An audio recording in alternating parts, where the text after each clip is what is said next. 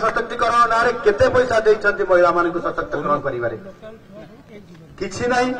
आमे हिसाब करूथुलु जेतेबेले निर्वाचन आसे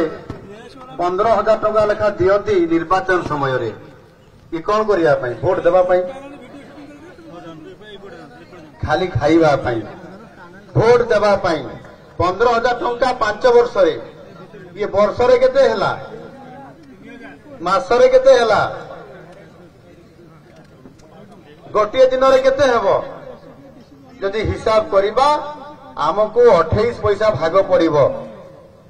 28 पैसा देकी निर्वाचन समय रे 15,000 ना रे गोटे एसएचजी ग्रुप को देकरी आज भंडौथिले एवं बारंबार आम लोक मान को भंडेकरी भोट नौथिले भोट बैंक तैयारी करथिले आज विकासर आज रास्ता आज अटकी रहिथिला आपण मान का आशीर्वाद रे आज सरकार आसिला मु कहउथिले ना वर्षा छाड़ी जीवो बोली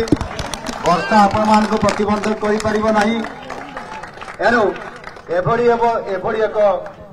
नुआ सरकार आसिला लोकंकर सरकार आसिला लोकंकर हारी गुहारी शुणिबा पई।